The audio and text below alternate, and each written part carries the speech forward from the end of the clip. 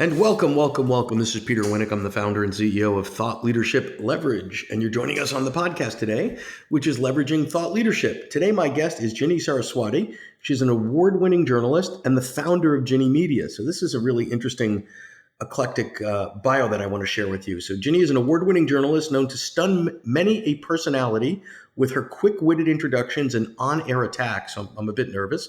She left Paula Abdul in a laughing fit and Havana Brown choking. So I prefer to laugh than choke. She's had interviewed all of them, from Katie Lang, Jennifer Beals, Ruby Rose, Martina Navratilova, and the list goes on.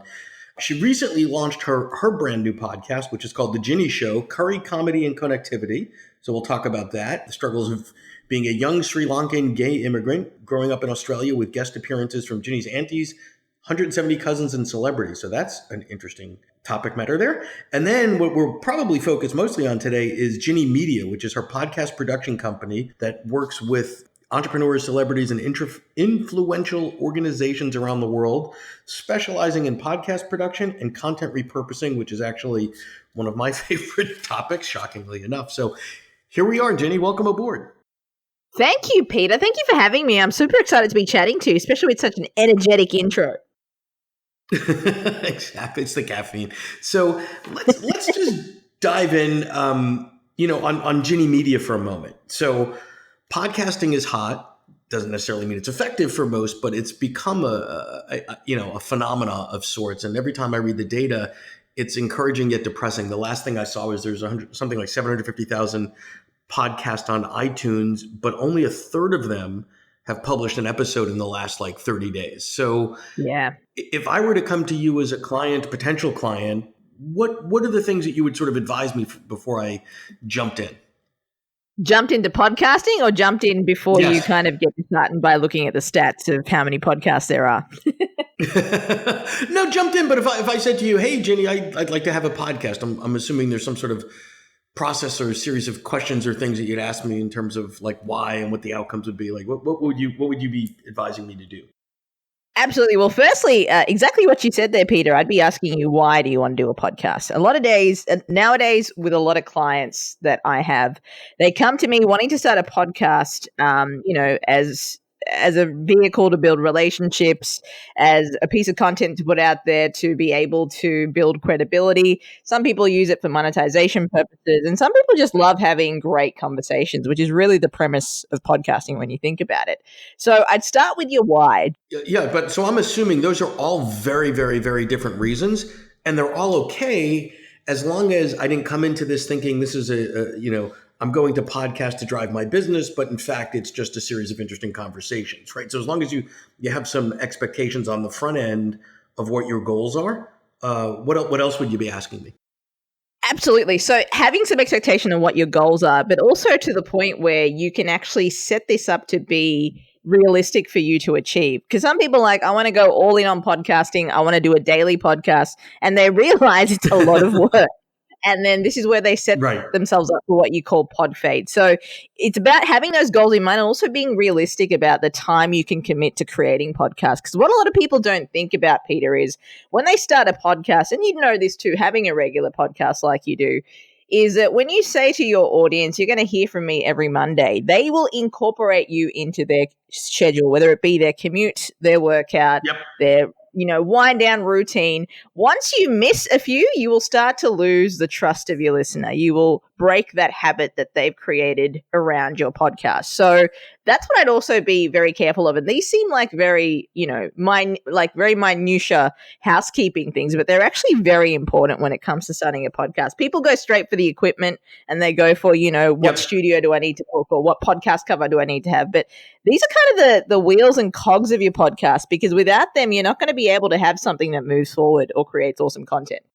Sure. So I agree with the consistency thing 1,000%. And I think that holds true in whatever sort of modality you're going to experiment with. If you're going to blog, do it consistently. Like when I go on someone's site, when I'm checking out a new client or somebody, and I look at their blogs and the last thing was from 3.5 years ago, it says something. Even if the content's good, right? It's like, okay, then I go to Twitter and say, oh, they went crazy on that for a month, right? So any advice on the proper cadence? Because I think that's a question that I think a lot of people struggle with, right? Should it be weekly? Should it be monthly? Like what's how do you help people find sort of the Goldilocks of cadence? In that situation. Absolutely. So when it comes to cadence, it's kind of a breakdown of a few things. So like you said, like how much can you commit to? That's the first question that I'd ask. And I always ask the client to underestimate than overestimate.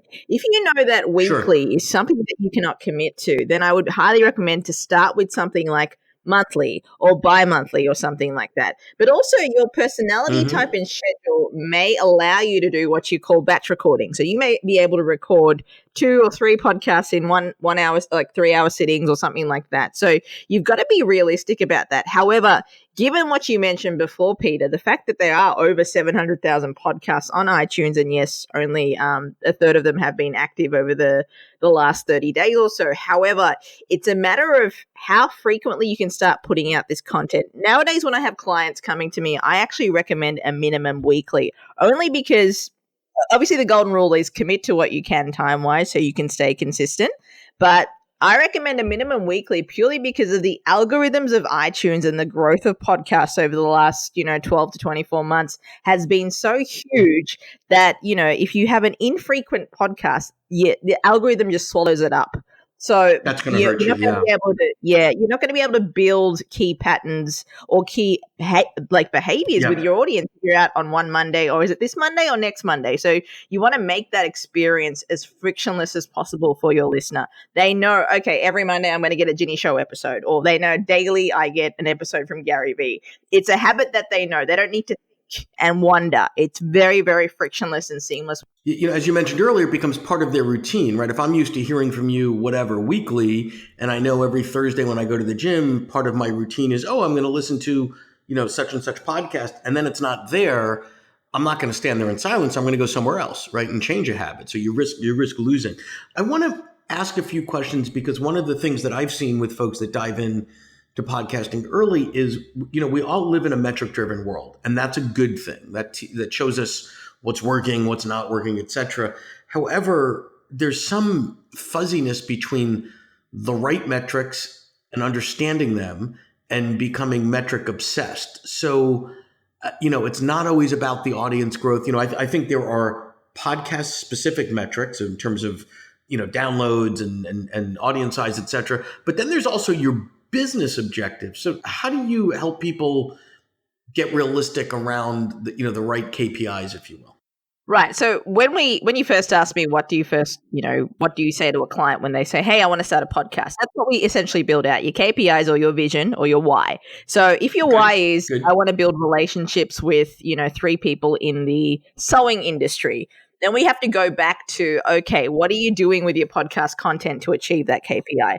Are you putting that content out on LinkedIn? Are you repurposing that content? Are you putting placed ads against people who work in the sewing industry so you can build your network within that industry? So that's kind of where I'd start with. That's a very tailored and specific example. But when it comes to contextualizing the metrics that you get, Peter, and this is something that's very important because a lot of people just, when they look at metrics, I mean, yes, metrics are important depending on what you want to achieve. However, people just look at download numbers and they're either disheartened or they're happy about it, right? You Yep. can be getting Yep. 800 listens an episode or 800 listens a month, but if you're getting 800 listens a month by people in the sewing industry, you're making a pretty good piece of content there because you're achieving that objective of Sure. building Right. that clout. So you've got to also, you also may be a business in, San Jose, California, and, you're making podcasts on what are the best headphones to buy in the San Jose area because it's very specific to that climate. If you're looking at your metrics and your podcast data and 85% of your audience are from San Jose, you're doing something pretty well and pretty targeted as well. So it's more about contextual data, like looking at the behaviors. When are people listening to you? What platforms are they listening on? Where are they listening from? That's data that starts to build the persona around who's listening to you. Well, and then how does that sort of podcast specific data cross over into your business data, right? So if you have, like you said, only, X number, 800 downloads a month or whatever the case is, Right. but you're getting 3 net new leads a month and you're in a high ticket business, that's awesome. If you're getting 10,000 downloads and you're in a low ticket business, selling something on the low end and you're only getting 3, that's a bad metric, Right. right? Like what's your customer acquisition cost or lead cost or whatever the metric you're generating on the other side. Some people, and that's a good point that you make there, Peter, because some people do use podcasting as like what you said, a lead magnet. So they might be getting 10,000 downloads, but only 3 lead conversions. So if you're looking at it, your podcast that way, obviously that's a pretty low metric to look at. But what you are doing essentially, you're building brand awareness around yourself. So you could turn that on its side and be like, okay, it's not a lead converter for me, but it is getting me the brand awareness that I need to. What can I do with those 10,000 subscribers because they're not opting in?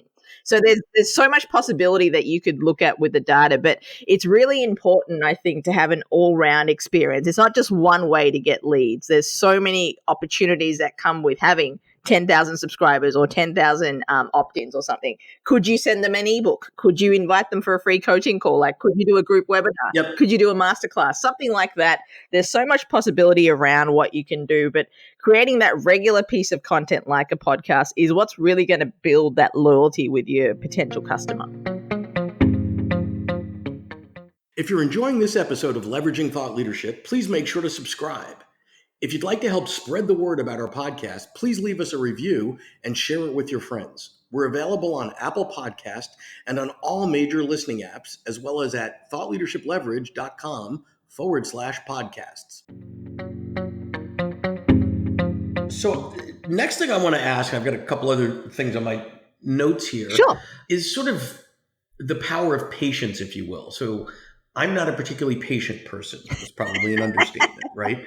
And that is clearly an understatement. However, I've been around certain things long enough to know that even when the metrics aren't there yet, and even though the impact isn't there yet, certain things you have to do for a certain period of time until there's some level of a flywheel effect. So I can tell you, for example, I've been producing 2 shows a week since early 2018. So we're at about 20 months or whatever my math is. We're at the fourth quarter here. Yep. So it's been a while, right? We've done 160 some odd episodes, et cetera. And I can tell you that, the numbers, the outcomes, the benefit on all levels, the first 15, 20, 30 was negligible. But I knew I had to keep with it, right? And now what's happened, which is really interesting, is instead of me tapping into my personal and professional network to get guests, which was fairly easy to do. I've been doing what I do, my Thought Leadership Leverage, for a long time. So I've got some interesting people that are guests. So that was sort of easy for me. But now what's happening is people, meaning guests and potential guests, are paying people like booking companies and such to get on the show. And I'm like, wow, that's really cool. So I spend a fair amount of time vetting through all the solicitations that I'm getting, going, would this one be interesting? Would that be interesting? And it sort of changes the game, because now I've got a little bit of a reputation. I can show people, I've had Dan Pink on, I've had Kim Blanchard, I've had all these other people on. So I sort of make the cut there, and it just changes the game in terms of the energy it takes to get the guests. So I don't spend a lot of time on sort of finding guests. That's sort of happening organically, which is a huge savings of labor, time, and energy. Absolutely. So you were saying, Peter, what I'm hearing is that, in the first few, months, it was a bit of a grind, saying, okay, I've got to keep patient, I've got to keep building, but you have seen the long-term effects of it. And that's like with anything, Peter. Podcasting, it's a marathon, it's not a sprint. You're not going to get to, build an empire from podcasting by just doing it for 6-7 weeks. And I think also that's why I have that initial conversation, what is your why? And I always preface, this is a long-term content creation game. Now it's podcasting. In 10-15 years, it could be creating Alexa skills. Who knows? Who knows where we'll be then? Where the consumer attention is. But I think also, like, exactly what you touched on there, like patience. And you may also be made aware of like what you're getting in terms of monetization. You may have thought, I'm going to monetize in ads, but you ended up monetizing with, guest introductions or having people on your podcast or PR, which is essentially what it is. There's different ways of monetizing through podcasts. And I think a lot of people are attached to that radio model of the only way radio can monetize is through advertising and live read, endorsement, or payment. But with podcasting, because you open up such a huge field, it could essentially be the catalyst to get you a speaking gig, the catalyst to build a mastermind group, to launch a course. So there's so many possibilities. And like I was saying before, people have got to look at it in a 360 way, not just a one-track achievement. Yeah, it's funny. We've been offered some sponsorship opportunities and I've turned them down because it wasn't a ton of money, and I'd prefer to have the freedom at this point, but we're getting secondary benefits in terms of net new clients and introductions. And there are other benefits other than, someone, I wouldn't do this for the money they were offering to pay on a sponsorship time. My time is better spent elsewhere, but we are getting a return in other areas of the business. So final thing I want to move to, because there are very few people that I know that I get to talk to that are as big fans as you are, because we prepped before this call around content repurposing. So I am constantly sort of banging my fist on the desk going, we've got to repurpose these assets. And I'm talking about my conversations with clients. Like, this is not a business where you create something once and let it sit on the shelf and create dust. So hallelujah to you for saying the same things, but push on that a little bit. How do you actually do it, and how do you view it, and what's your whole take on the power of repurposing? The way that I look at repurposing is through two lenses. One is time, and the other is through where attention and people live. So if you know your audience well enough, my audience for my podcast and for my business primarily, they're entrepreneurs, Fortune 500s, probably making a decent amount enough of income each year, but they want to create a podcast for content creation. So my audience primarily live on either LinkedIn and Instagram. That's what I've found in what I've observed and just the feedback that I've gotten. Okay. But when it comes to content repurposing, people think of it like, oh gosh, why do I need to repurpose? You need to think of your content as how can you make your content go as far and wide as possible? That's the purpose of repurposing. Excuse the pun there.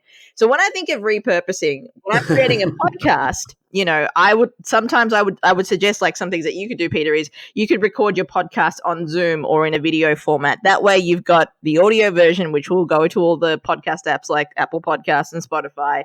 And then the video version you could repurpose into a YouTube vlog, essentially. And then what you could do is you could get that content, you could transcribe it, pick key quotes to your audience or potential clientele, make artwork, little Instagram graphics, little Instagram videos. Yep. Pop it on Instagram, maybe even make some LinkedIn graphics and LinkedIn videos, pop it on LinkedIn. So you create content from that one piece of time investment that you've made recording that podcast. You're creating content for various platforms with that single time investment.